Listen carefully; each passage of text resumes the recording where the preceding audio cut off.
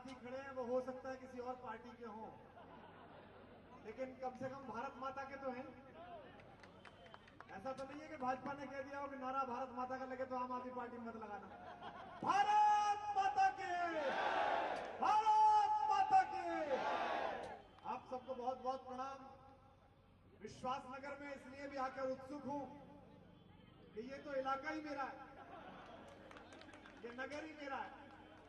अगर डॉक्टर अतुल गुप्ता जी को आप प्रतिनिधित्व दे दें तो विश्वास नगर से एक वादा मैं कर रहा हूं, एक वादा विश्वास नगर मुझसे कर दे। आप सब जानते हैं कि मैं जिस राजनीतिक संगठन में काम करता हूं, जिस आंदोलन से आता हूं, उस आंदोलन के सर्वोच्च नेता अरविंद केजरीवाल भी अगर चाहें कि मुझे थोड़ी देर मेरी अनुमति के बिना चुप रख लें तो मैं रहता नहीं। ये आप सब जानते हैं। इसलिए उनसे बिना पूछे एक वादा मैं कर रहा हूं और आपकी तालियां मुझे उस वादे को पूरा करने के बारे में बताएंगे कि आप पूरा अपना करेंगे या नहीं। वो वादा यह है कि आप विश्वास नगर से आम आदमी पार्टी का एक विधायक डॉक्टर अतुल गुप्ता के रूप में भेज दीजिए, मैं उसे मंत्री के रूप में आपको वापस लौटा दूंगा। एक बार हाथ उठाकर तालियां बजा के मुझे बताइए कि आप भेजिए। आप यकीन मानिए पिछली बार जब सर्वे हुआ तो विश्वास नगर की सीट हम जीत रहे थे। अंत में कौन से गणित बने, क्या ध्रुवीकरण हुआ, मुझे पता नहीं। इस बार जीतने की ज्यादा संभावना है क्योंकि कांग्रेस का नसीब समाप्त हो गया। जो थोड़ा बहुत कांग्रेस के नसीब में आना था वो अपनी पूरी अतुल शक्ति के साथ डॉक्टर साहब के साथ है, इसलिए कोई दिक्कत नहीं।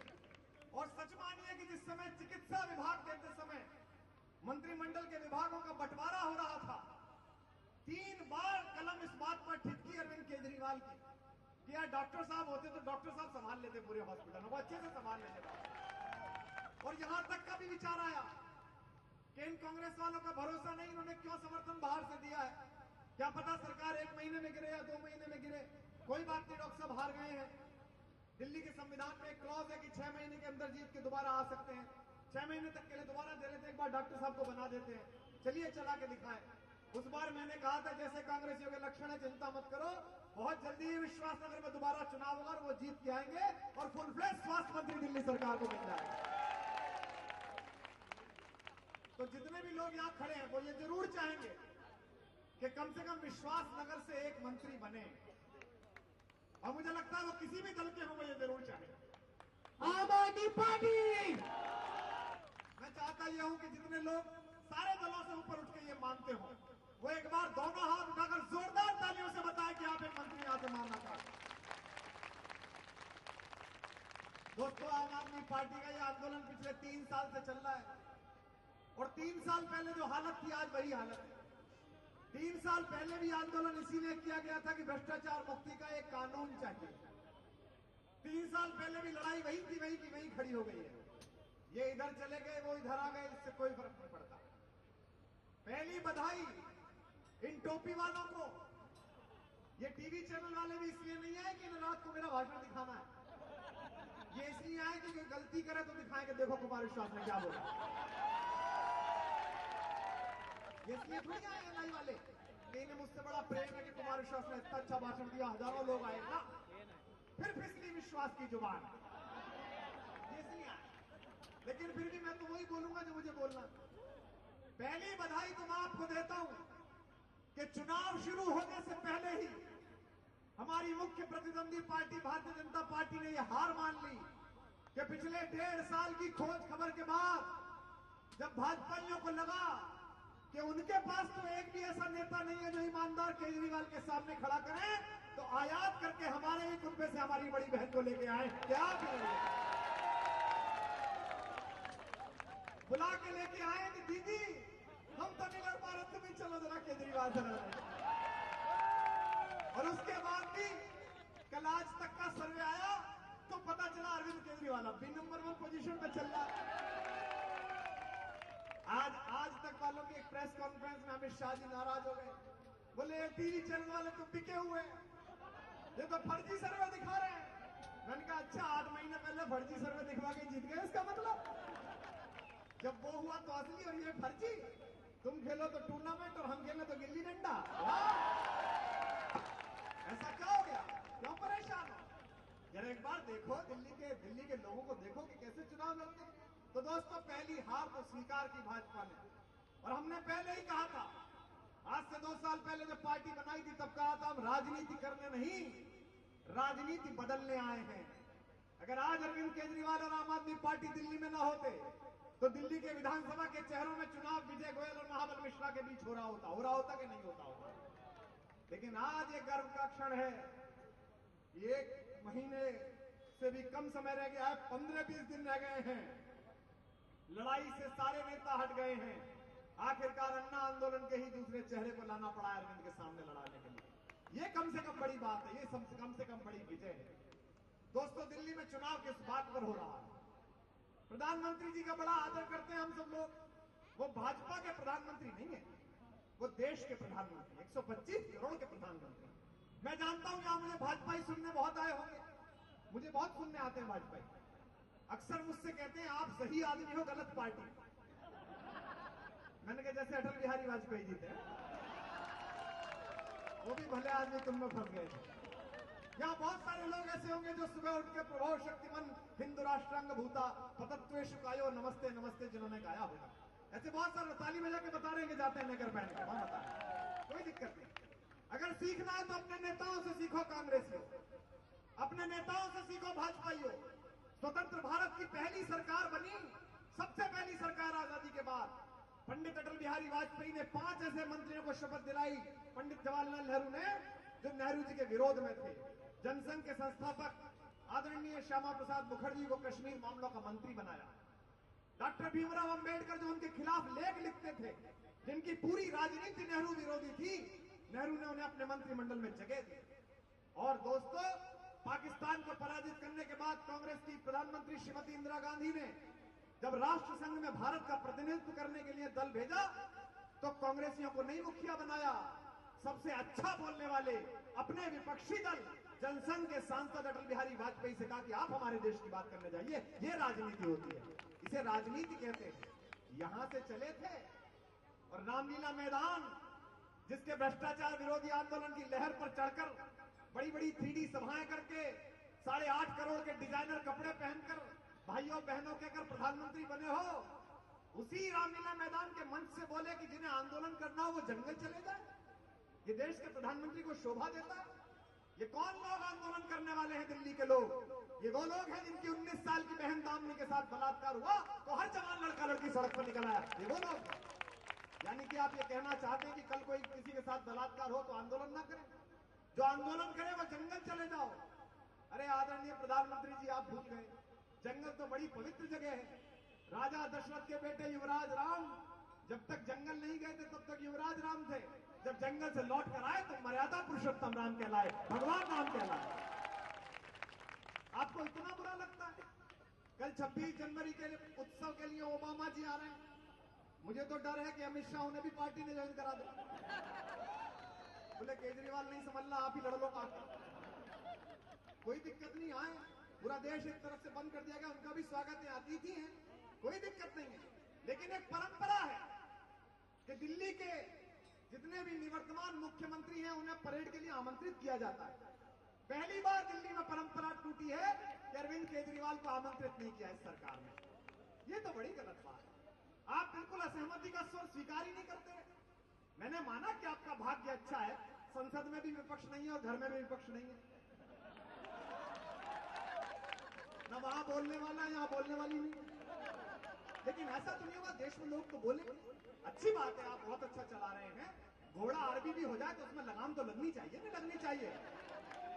ये कर देंगे आप कि जो बोलेगा आप उससे कहेंगे। मैंने जब प्रधानमंत्री का पहला भाषण सुना तो मुझे लगा प्रधानमंत्री दिल्ली के बारे में कुछ बातें कहेंगे, बताएंगे कि दिल्ली को क्यों मैंने पूर्ण राज्य 7 महीने तक नहीं बनाया, बताएंगे कि वो जो लुंज पुंज लोकपाल बनवाया था किरण बेदी ने हमारे साथ, वीके सिंह जी ने, जिसका पुरस्कार वीके सिंह को मिल भी गया मंत्री बनाकर, और किरण बेदी को वो पनीरी बांटनी है अभी, वो हमने क्यों नहीं बनाया, शायद इस बारे में बताएंगे। द्वारपाल बदल दिए, राज्यपाल बदल दिए, पर लोकपाल नहीं बनाया गया, तो ये तो नहीं चलेगा। आप मलाई खाते हैं तो लोग भी रोटी खाते हैं, समझ में आता है। आज पहले क्या कहते थे जब चुनाव हुआ था, पिछली लोकसभा चुनाव में भाजपाइयां खड़े हो, बताओ क्या कहते थे? विकास पैदा होगा, विकास। अब चुनाव के बाद सरकार आ गई तो साक्षी महाराज बोले 4 बच्चे पैदा करो। मैंने कहा विकास क्या? बोले इन्हीं में से पैदा होगा कोई ना कोई सा। नाम रख लेना विकास, हो गया विकास पैदा। 3 दिन 4 दिन शोर मचा चैनल पर, तो 5 दिन बाद साक्षी महाराज बोले कि नहीं 4 बच्चे पैदा मत करो। मैंने कहा भक्तों ने फोन करके पूछा जी 4 दिन में हमने प्रोजेक्ट हाथ में ले लिया था, उनका क्या करें? अच्छा ये भी बताओ, अगर पहले नंबर पे विकास पैदा हो गया तो बाद वाले 3 करें कि नहीं करें? वो साध्वी जी बोली 5 करो, तो ये कंफर्म करो कि दोनों के अलग अलग करें कि एक साथ करें। क्या बेवकूफ बना है। लोग मुझसे पूछते हैं, मैं विदेश जाता हूं, अभी मैं जाऊंगा अप्रैल में कार्यक्रम करने के लिए अमेरिका। लोग मुझसे पूछते हैं वहां के रिपोर्टर्स, आपके यहाँ क्या बदला जी, प्रधानमंत्री बदल गए? मैंने कहा हाँ जी, पहले 10 साल एक ऐसा प्रधानमंत्री था जो बोलता ही नहीं था। मैंने कहा ये दूसरा आ गया, चुप ही नहीं हो रहा, जब देखो तब भाषण, जब देखो तब भाषण।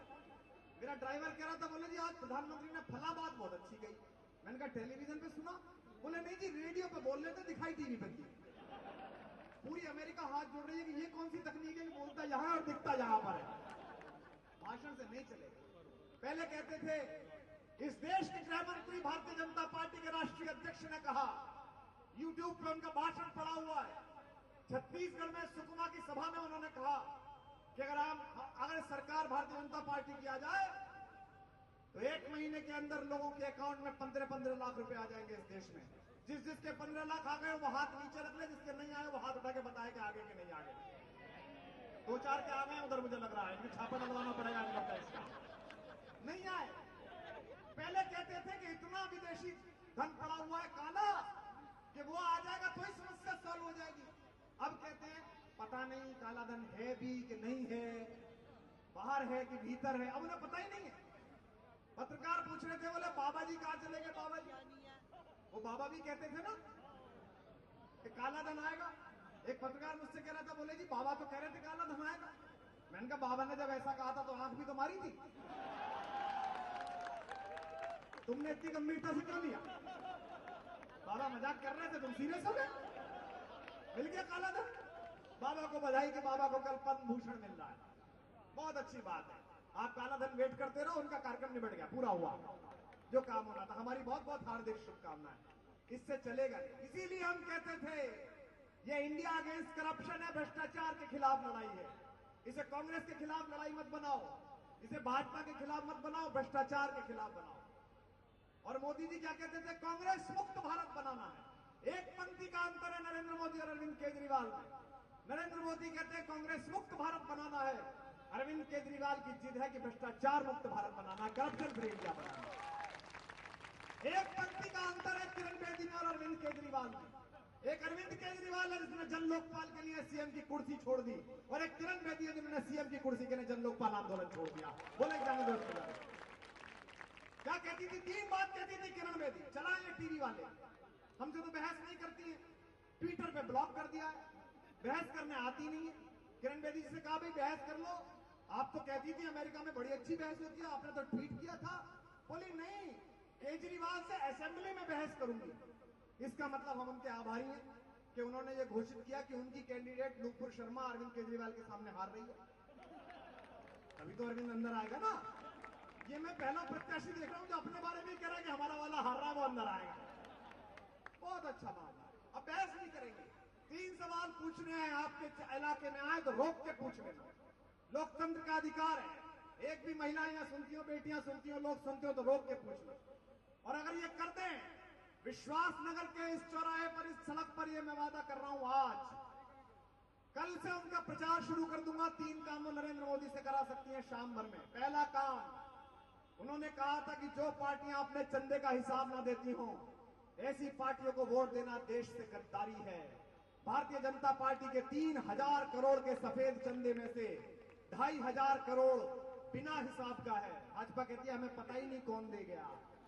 वो कल इस 2500 करोड़ को प्रधानमंत्री सहायता कोष में जमा करा दे, मैं उनके साथ आ जाऊंगा। दूसरी बात, जो समर्थन में हो बताना। दूसरी बात, वो कहती थी जो सरकार सीबीआई को स्वतंत्र ना करती हो, याद है उनके भाषण? अन्ना हजारे आंदोलन के याद है? सीबीआई, सीबीआई, इंडिपेंडेंट सीबीआई, इससे नीचे नहीं लेना है।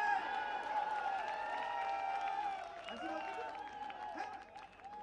इंडिपेंडेंट दोस्तों इंडिपेंडेंट सीबीआई है, इससे नीचे नहीं मानना। मिल गई इंडिपेंडेंट सीबीआई। वो सीबीआई कांग्रेस के चरणों से निकलकर भाजपा के चरणों में आ गई। आज वो सीबीआई ममता बनर्जी और अखिलेश यादव के पीछे छोड़ी जा रही है। कल वो सीबीआई अमित शाह और नरेंद्र मोदी के पीछे छोड़ी जाती। तुम दोनों ऐसे ही खेलते रहो इस सीबीआई से। सुप्रीम कोर्ट ने कह दिया कि सीबीआई नहीं है, ये तो पिंजड़े का तोता है, जो मालिक बोलता है वो बोलता है। ये सुप्रीम कोर्ट ने कहा, हमने नहीं कहा। उन्होंने कहा जो सीबीआई को स्वतंत्र ना करता हो, ऐसी सरकार भ्रष्टाचार का एंडोर्स कर रही है, वो सीबीआई को एक अध्यादेश से स्वतंत्र करा दे, हम उनके साथ आ जाएंगे। उन्होंने कहा था दामिनी कांड के समय ट्वीट किया था उन्होंने, क्योंकि वो तो ट्वीट ही कर रही थी, हम तो विजय चौक पर जाकर लाठियां खा रहे थे। वो तो उस समय ट्वीट ही कर रही थी घर बैठकर। उन्होंने ट्वीट किया था महिलाओं के प्रति बलात्कार के केस जिन लोगों पर चल रहे हों, जिन पर 302, 307 के मुकदमे हों, ऐसे अपराधियों को वोट देना या ऐसे लोगों को टिकट देने वाली पार्टी को वोट देना देश से गद्दारी है। आज भारतीय जनता पार्टी के मंत्रिमंडल में एक ऐसा मंत्री बैठा हुआ है, राजस्थान पुलिस जिसे बलात्कार के मामले में ढूंढ रही है, समन इश्यू है, और उसके साथ वो जाकर खड़ी हो गई। तो बताएं कि 4 साल तक जो किरण बेदी इस देश ने देखी वो सच थी, या आज जो अवसरवाद की पराकाष्ठा पर वो खड़ी हुई है वो सच है। और विश्वास नगर वालों, जितने लोग यहाँ खड़े हों, यहाँ हमारे कांग्रेसी तो आजकल निकल ही रहे, एक आखिरी बचे थे तो हमने ले लिए, वो तो आई नहीं। अगर यहाँ भाजपा के मित्र आए हो तो मैं एक बात बता दूं, ये धर्म, ये उपनिषद, ये वेद, ये पुराण जो इसके ठेकेदार बनते हैं उनसे ज्यादा पढ़े हैं मैंने, उनसे ज्यादा कंठस्थ हैं, जो तथाकथित झंडा उठाए घूम रहे हैं धर्म का। एक बात बता दूं आपको, मर्यादा पुरुषोत्तम राम लखनऊ से चले, अवध से चले और रामेश्वरम तक गए रावण का वध करने के लिए, लेकिन जब उन्होंने वीर हनुमान को भेजा पता लगाने के लिए, तो हनुमान ने कहा पूरी लंका में आपके खिलाफ षड्यंत्र चल रहे हैं, एक घर है जहां आपका नाम गूंज रहा है, और वो है महात्मा विभीषण का। उन्होंने ही बताया कि रावण की नाभि में तीर मारने से रावण मरेगा। भगवान ने विजय के बाद विभीषण को गले लगाया, और रामचरितमानस में पंक्ति आती है जिसमें भगवान ने कहा तुम वही प्रिय भरत सम भाई। ये हनुमान चालीसा में भी आती है और मानस में भी आती है। कहा तुम मुझे भरत के जैसे भाई जैसे प्यारे हो विभीषण। उन्हीं के पुष्पक विमान पर बैठकर मर्यादा पुरुषोत्तम राम अयोध्या आए, जिसके कारण दिवाली मनाई गई। लेकिन एक सवाल विश्वास नगर में पूछता हूं, लाखों वर्ष बीत गए, अरबों हिंदुस्तानी इस जमीन में मिल गए मुट्ठी भर राख बनकर, इतने पवित्र, इतने अच्छे महात्मा आदमी विभीषण, लेकिन उसके बाद भी हिंदुस्तान की किसी मां ने अपने बेटे का नाम विभीषण नहीं रखा, क्योंकि ये देश राम से द्रोह बर्दाश्त करता है, राष्ट्र से द्रोह बर्दाश्त नहीं करता, अपनी मिट्टी से द्रोह बर्दाश्त। जिसको पार्टी ने निकाल दिया, जिसके खिलाफ कुछ पाया गया, उसे ही भाजपा ने विधायक का टिकट दे दिया। अरविंद ने मुझसे कहा यार ये तो गजब गजब लोगों को टिकट दे रहे हैं। मैंने कहा समझ ले सुनार की दुकान है, हमारी छीलन भी महंगी बिक रही है। हमने तो जो कूड़ा निकाल के बाहर फेंक दिया उसे ड्राइंग रूम में सजा रहे हैं। इनके पास लोग नहीं है, लक्ष्मी नगर में इनके पास आदमी नहीं है, बिन्नी को लेके आए, पटपड़गंज में बिन्नी को लेके आए, इनके पास लड़ने के लिए लोग नहीं है। तो दोस्तों, गब्बर उधार की कप्तान ले आए, लेकिन जय और वीरू को नहीं हरा सकता। कितना ही आज समझ में आई आपको दिल्ली की दशा। अरे जो आपने कहा था वो पूरा करो। आप कहती थी जन लोकपाल में एक लाइन इधर से उधर नहीं बर्दाश्त होगी। अब क्या हुआ? अन्ना जी ने कहा मैं जन लोकपाल पर आंदोलन करूंगा। मैंने फोन करके उनसे कहा अब किसका आंदोलन? मिल तो गया जन लोकपाल, प्रसन्न तो है, किरण बेदी खुश हो गई, वीके सिंह खुश हो गए, देश खुश हो गया, सब ठीक हो गया। इतने बड़े पवित्र आंदोलन के पीठ पर चढ़कर अगर अवसरवाद की पराकाष्ठा में उन्होंने एक सपना देखा है, और दिल्ली ने अगर ये सपना नहीं तोड़ा, तो आप समझ लेना इस देश की राजनीति में दीन ईमान नहीं बचेगा। इसीलिए सही कहते हैं नरेंद्र मोदी, मोदी जी कहते हैं मैं कांग्रेस मुक्त भारत करना चाहता हूं। उन्होंने अच्छा किया, उन्होंने 284 लोगों में से 90 सांसद वो बनाए जो पिछली बार कांग्रेस की तरफ से बैठे, हो गया कांग्रेस मुक्त। बस अब कलमाडी और राहुल गांधी बचे, उन्हें भी ले लो भाजपा में, पूरा कार्यक्रम हो जाएगा। कई बार तो चैनल वाले भूल जाते हैं, एक चैनल पे बहस चल रही थी, 4 साल से एक सांसद जो है वो भाजपा को गाली बक रहे थे, वो कांग्रेस के प्रवक्ता थे, हमारे बड़े अच्छे परिचित हैं आदरणीय जगदम्बिका पाल जी। अभी चैनल पे बहस चल रही थी, तो वो चैनल वाली लड़की बोली हमारे साथ कांग्रेस के प्रवक्ता श्री जगदम्बिका पाल, माफ करिए भाजपा के प्रवक्ता श्री जगदम्बिका। तो समझ में नहीं आ रहा कि इधर थे कि इधर थे। 10 साल तक कृष्णा तीरथ लाल बत्ती लेके मंत्री बनी रही। चुनाव से एक दिन पहले उन्हें पता चला कि कांग्रेस तो बड़ी खराब पार्टी है, भाजपा बड़ी अच्छी पार्टी है। ये चलेगा इस देश में? लोग मुझसे भी कहते हैं प्रधानमंत्री आपके पुराने दोस्त हैं, अमित शाह से भी आपका परिचय है, कभी सम्मेलनों में जाते रहे, वे सब मिलते रहे हैं। आपके उनके साथ नहीं के दबाव तो आप पे भी पड़ा होगा। धारा इधर बह रही है, इधर की तरफ बह जाओ, जहां बहुत संभावना है पद्मश्रीयों की। मैंने कहा धारा के साथ तो मुर्दे बहते हैं, जिंदा आदमी तो धारा के विपरीत चलता है, धारा के विपरीत जाता है। आज से 4 साल पहले, 3 साल पहले किसी ने सोचा था कि विश्वासनगर जैसे इलाके में इतना पढ़ा लिखा व्यक्ति डॉक्टर अतुल जैसा वो विधायक के लिए खड़े होने के बारे में सोच सकते?